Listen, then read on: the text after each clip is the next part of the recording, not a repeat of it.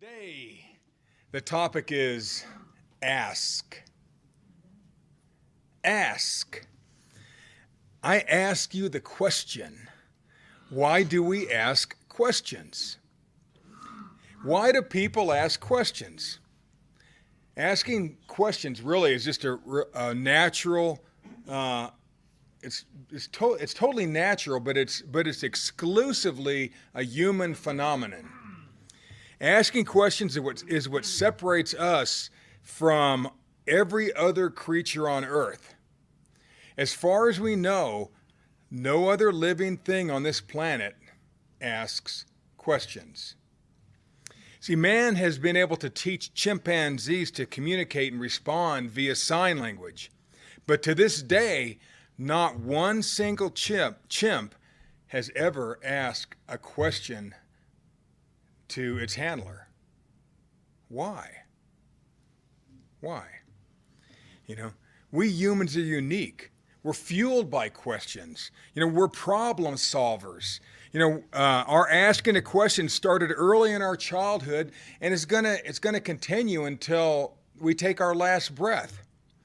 Curiosity drives us, compels us, but most of all, that curiosity fulfills us.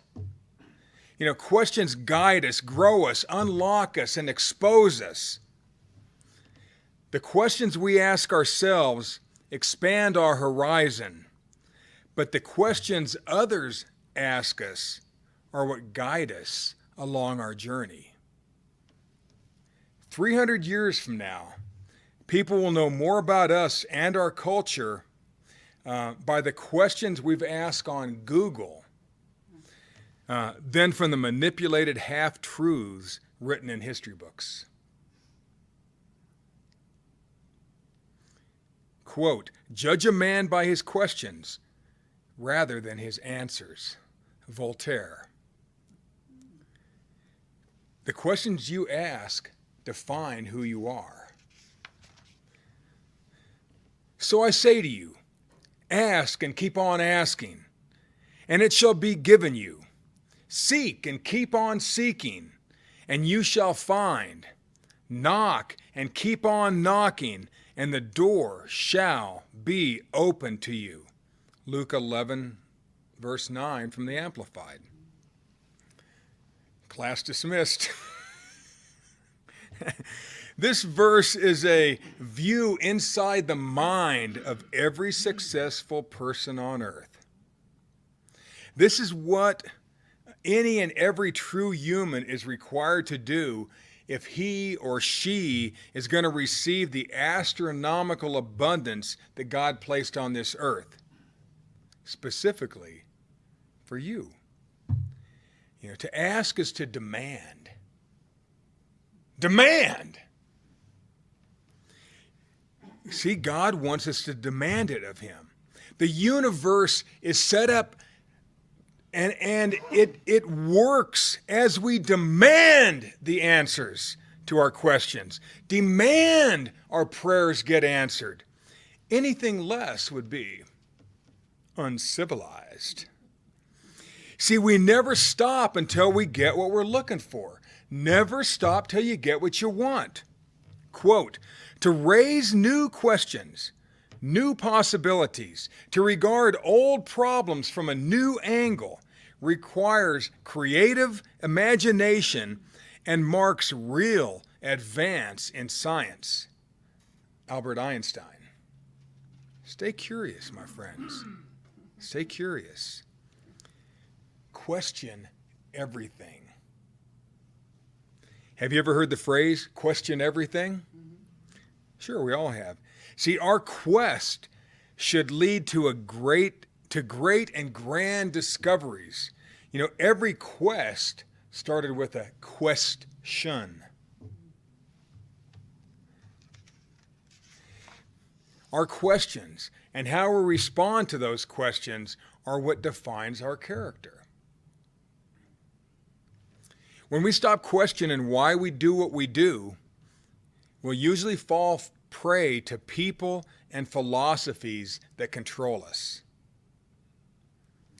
And the curiosity and excitement of our childhood is replaced by what we allow others to do to us. When we stop asking why, we begin to go through the motions of an artificial life. Keep asking. Quote, "There is frequently more to be learned from the unexpected question of a child than from the discourses of men." John Locke. Another quote, "Successful people ask better questions, and as a result, they get better answers." Tony Robbins. As we get better at asking, get better at seeking, and get better at knocking, we will unquestionably get better at receiving. Ask good. Seek good. Chase down good. And here are a few often asked questions. Maybe you can help me with some of these. From your car, what is the most frequently asked question? Are we there yet? Facebook, statistics show that more questions are asked on Facebook than on every other social media platform combined. We're a curious people. We're a curious species. Stay curious. Ask. Ask. The top 3 unspoken questions are: 1, what is the meaning of life? 2, is there really a God? And the seldom verbalized but much thought about question, and yes, this is really a question, is number 3 is, will I get laid tonight? And see, the funny thing is researchers assume that number 3 actually was number 1, but the PhDs compiling the list already know that it's not going to happen for them, so they move it down to number 3. Here's the most loaded question on earth. Do I look fat in this dress? Don't answer that question, guys. Here's the oddest questions frequently asked on Google.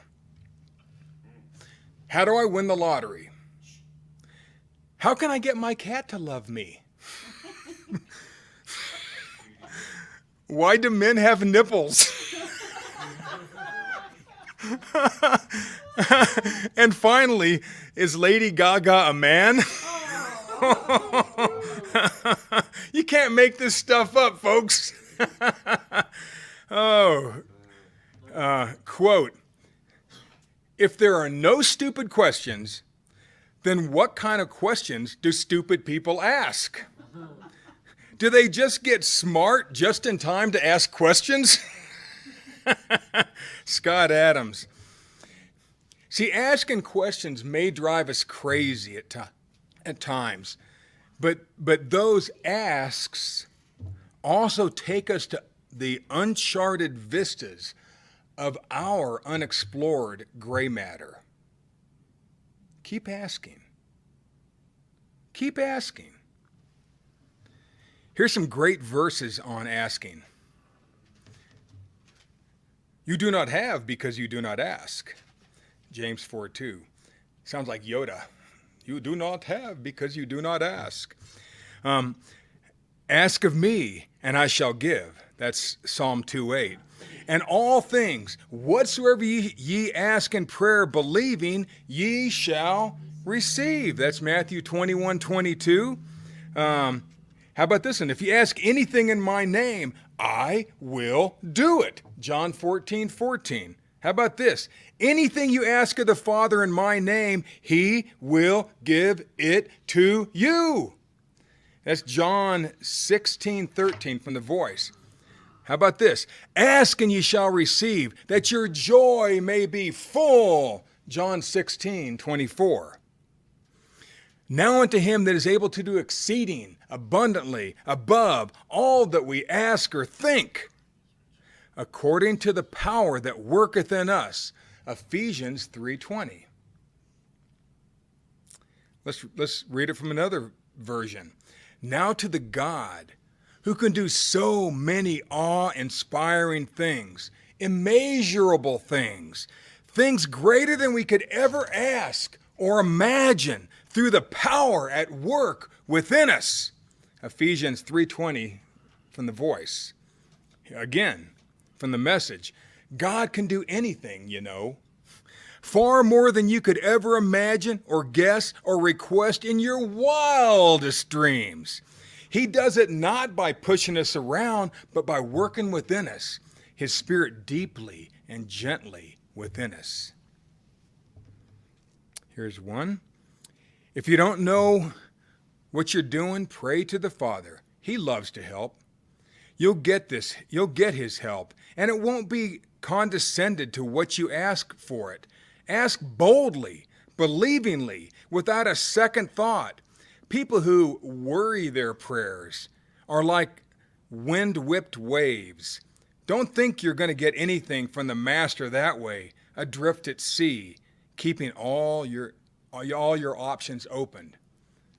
Really, it's just be focused. Demand.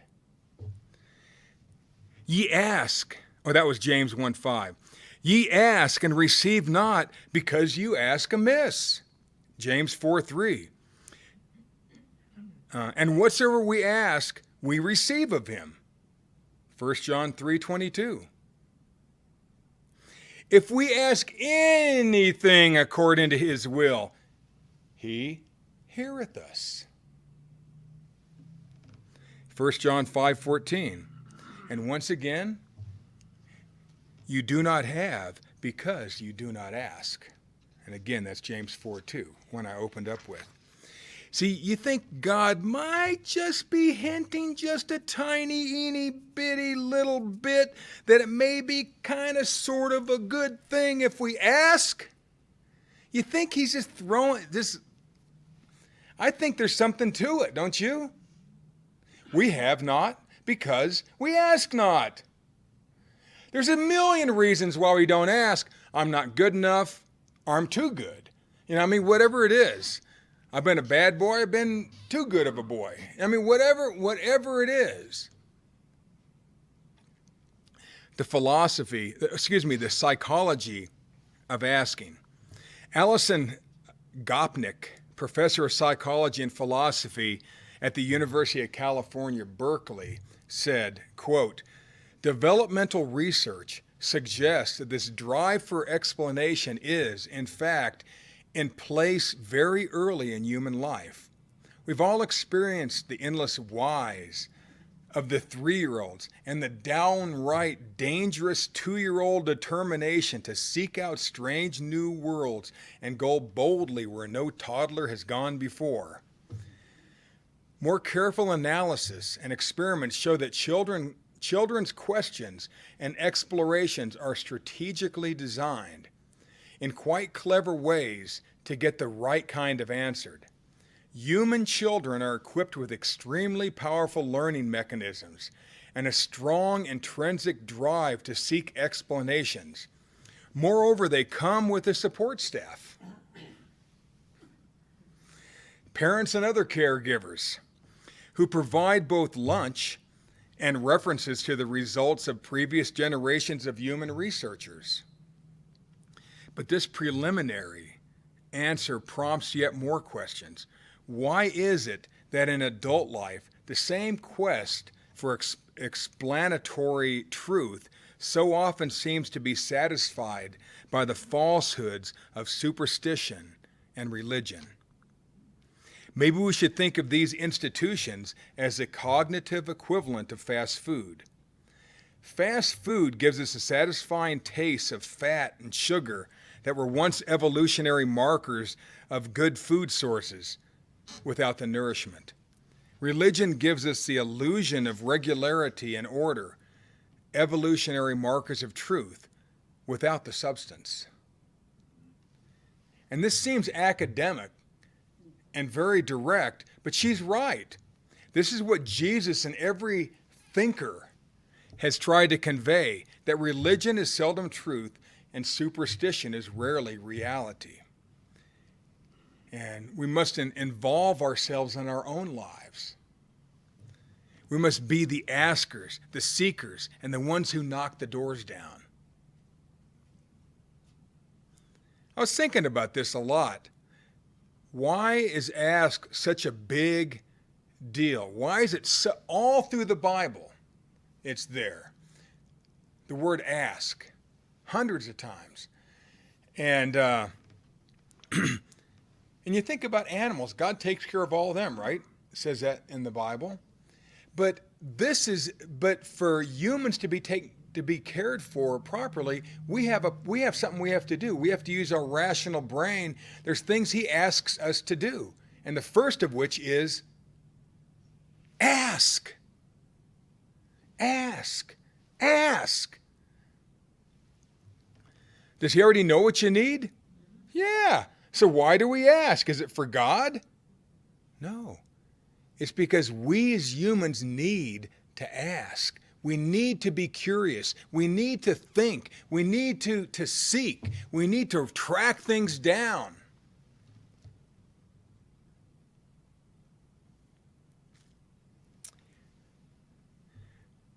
You can handle the truth.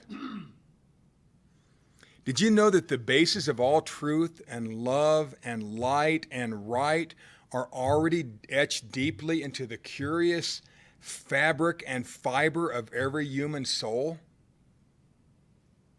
Every human. And if that's true, why is the world so darn crazy? Romans 2:14-16 from the Message.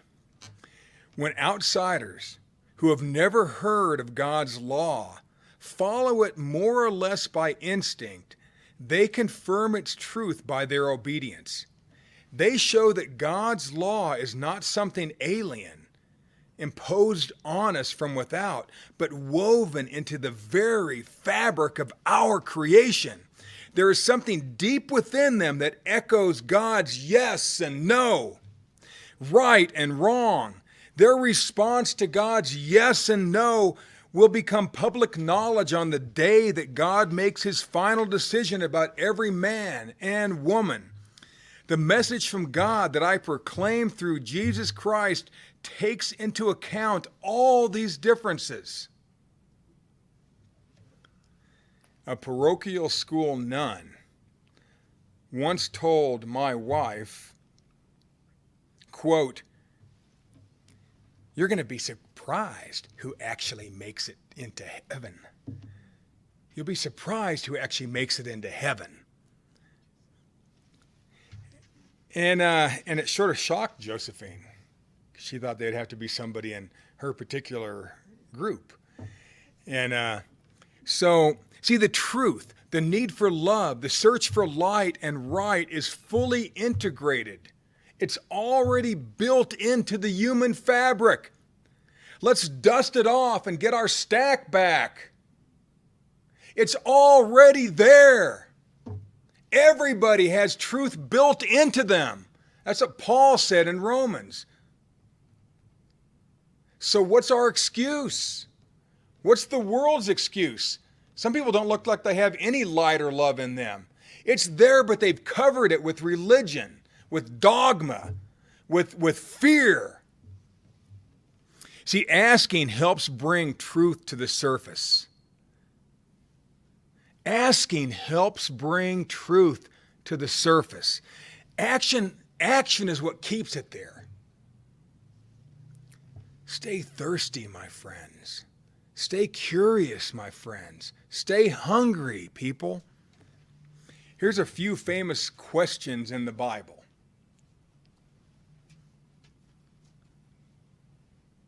Did God really say?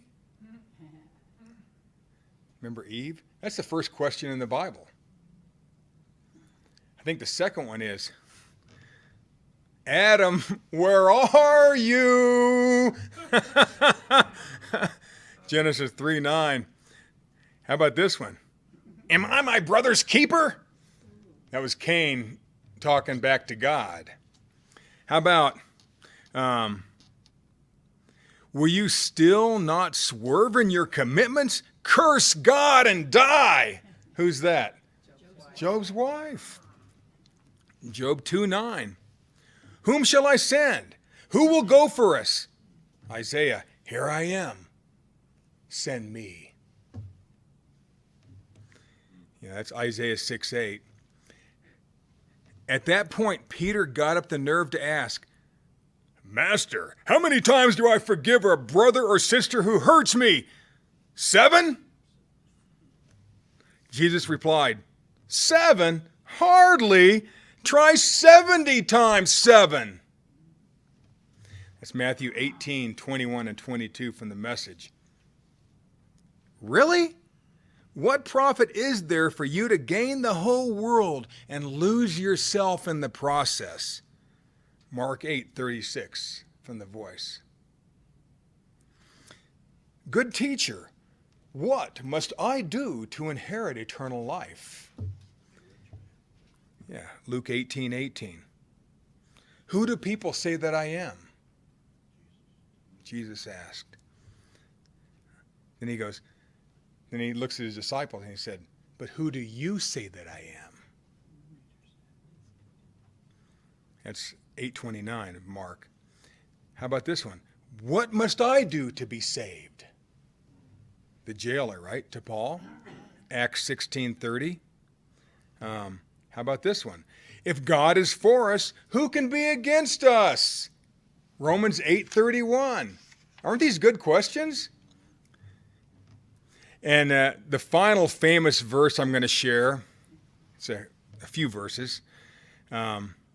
So, what do you think? With God on our side like this, how can we lose? If God didn't hesitate to put everything on the line for us, embracing our condition and exposing himself to the worst by sending his own son, is there anything else he wouldn't gladly and freely do for us? And who would dare tangle with God by messing with one of God's chosen? Who would dare even point a finger? The one who died for us, who was raised to life for us, is in the presence of God at this very moment, sticking up for us. Do you think anyone is going to be able to drive a wedge between us and Christ's love for us? There's no way. Not trouble, not hard times, not hatred, not hunger, not homelessness, not bullying threats, not backstabbing, not even the worst sins listed in Scripture. They kill us in cold blood because they hate you. We're sitting ducks. They pick us off one by one. None of this phases us because Jesus loves us. I'm absolutely convinced that nothing living or dead, angelic or demonic, today or tomorrow, high or low, thinkable or unthinkable, absolutely nothing can get between us and God's love because of the way that Jesus, our Master, has embraced us. Romans 8:35 through 39 from the Message. Quote, the question isn't who is going to let me. It's who is going to stop me. That's Ayn Rand. Who's going to stop me? Nobody. I'm going to let no man stop me. Quote, by doubting, we are led to question. By questioning, we arrive at the truth. Peter Abelard.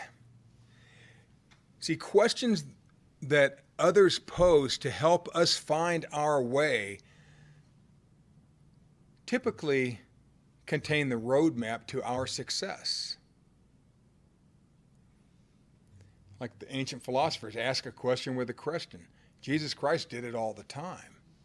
Ask yourself, why am I doing this? It's good to do. History's greatest pep talk. I'm not going to read any verses, but I was thinking, what actually turned Job around? What really turned him around? I mean, he lost everything. He lost 10 children in one day.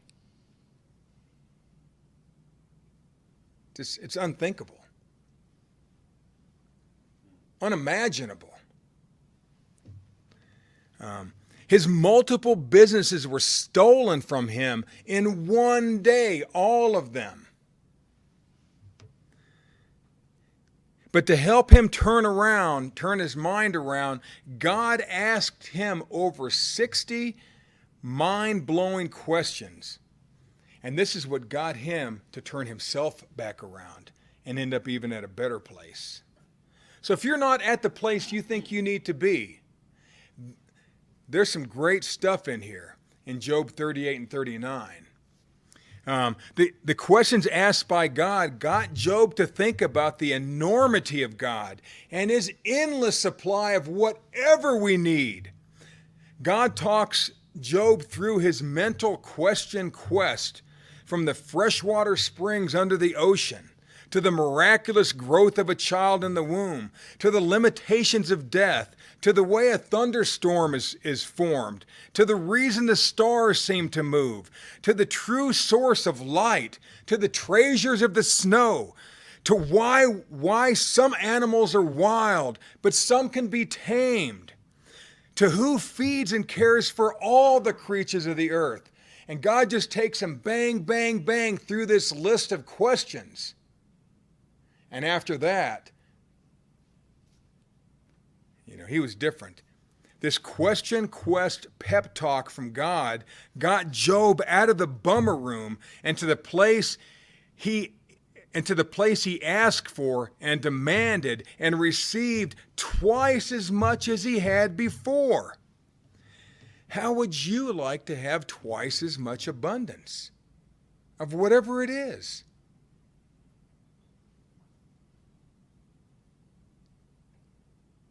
You can. And I ask, why not? Why not?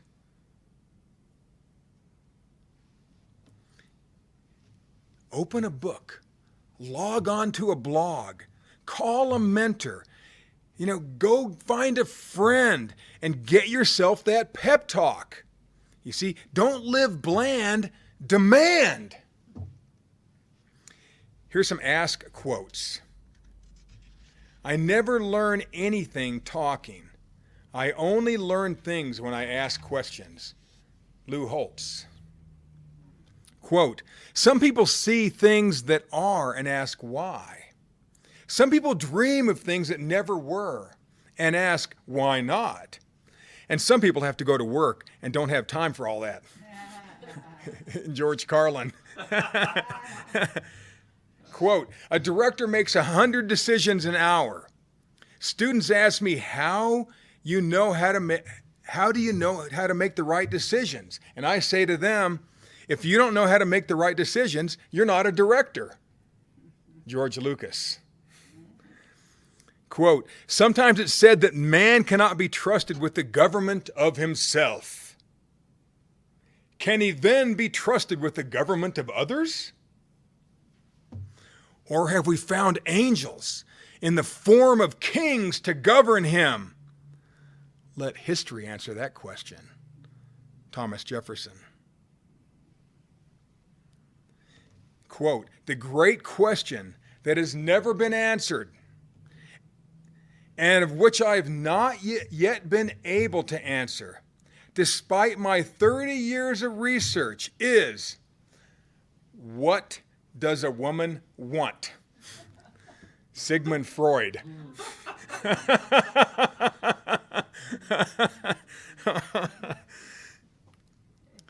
Here's the last one.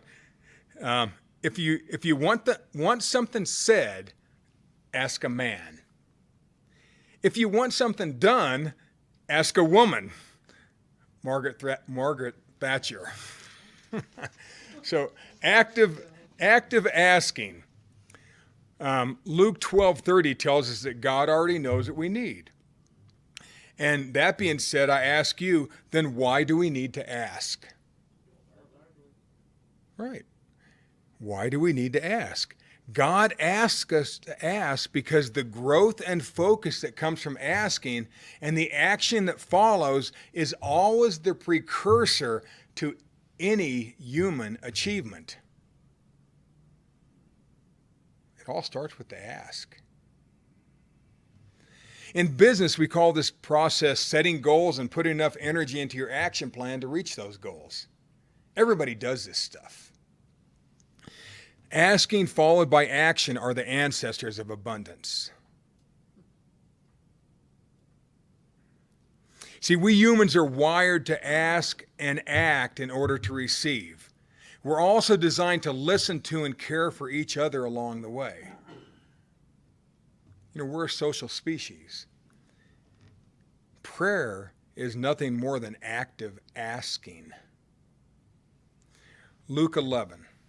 This is the last section I'm going to go to. Verse 1 and 2 from the Voice. Another time Jesus was praying, and when he finished, one of his disciples approached him. Disciple, Teacher, would you teach us your way of prayer? John taught us John taught his disciples his way of prayer, and we're hoping that you will do the same. Jesus then goes into 3 mindsets of asking. We're only going to cover one, and it's a great section in Luke 11. If you want to see the 3 steps of where your head's supposed to be if you want to receive. But first, he lays out what and who to ask in what we today call the Lord's Prayer. Second, he talks about how to pray, the attitude of prayer. And then he verbally illustrates the aggressiveness and persistence that we all have to have, and that never give up and never go home empty-handed attitude. That's the second one. That's the one we're going to cover in a couple of minutes. And thirdly, he reminds us what to expect. And he clearly lays out that God will never give us a bad gift, but he's going to lavish us with loving and powerful gifts if we'll but actively ask. So how do we ask? This is the second of those points. We're still in Luke 11. And so for time's sake, of course, we're going to skip to the second example. And this is the one Jesus used to teach the aggressive, never take no attitude of prayer. Prayer is not passive, folks. Asking is not designed to be passive. It's just the first step to action.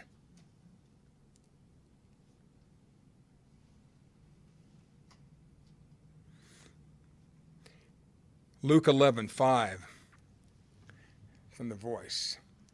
Imagine that one of your friends comes over at midnight, and he bangs on the door and shouts, "Friend, will you lend me 3 loaves of bread? A friend of mine just showed up unexpectedly from a journey, and I don't have anything to feed him." Would you shout out from your bed, "Hey, I'm already in bed, and so are the kids. I already locked the door. I can't be bothered"? Now, you know this as well as I do. Even if you didn't care that this fellow was your friend, if he keeps knocking long enough, you'll get up and give him whatever he needs simply because of his brash persistence. I love the term brash persistence. Now, this is prayer. He's teaching people how to talk to God. He's teaching people how to talk to God.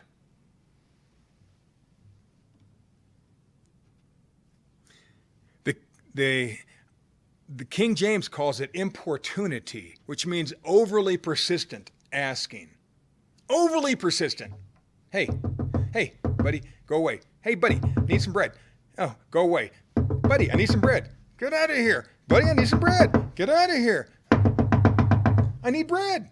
And then eventually the guy's going to get up and give you bread.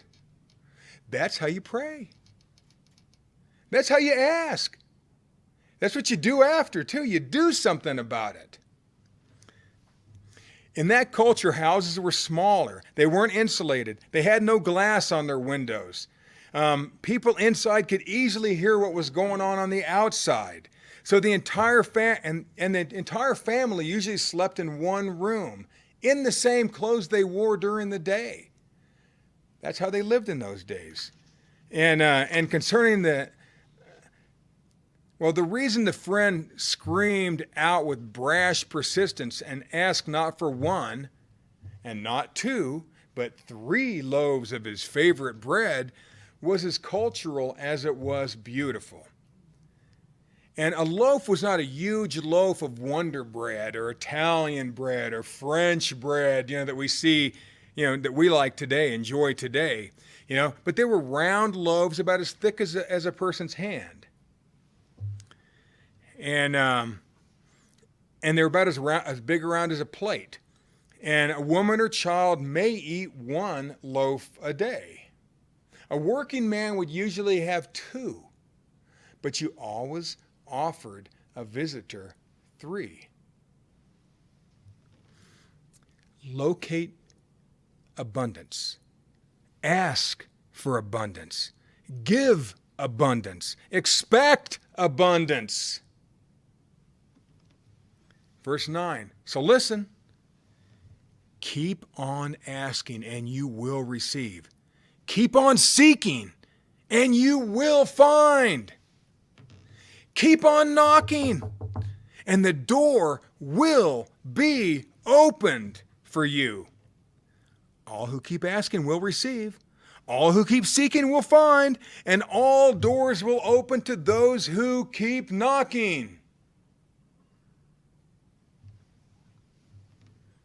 Quote, the big question is whether you are going to be able to say a hearty yes to your adventure.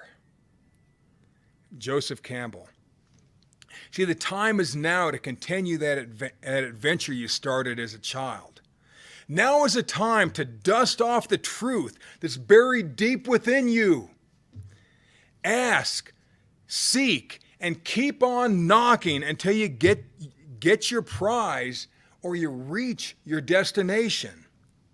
See, open the doors to your abundance, to your health, to your growth as a human being by being brashly persistent in your asking. Once again, why do people ask questions? Asking questions is a very natural and exclusively human phenomenon. No other animal on earth has ever asked a question. Asking is what separates us from every other creature that is also cared for by God. Persistent asking, followed by relentless action, dominates instinct. We don't have instinct, folks. We ask. We're designed to dominate. Do you feel it? Can you see it? Have you asked for it? Asking is a precursor to human abundance. God's a faithful listener and a dependable supplier of all our need. The first thing He requires of us as humans is that we ask. Ask until you act, and act until you get what you ask. God bless.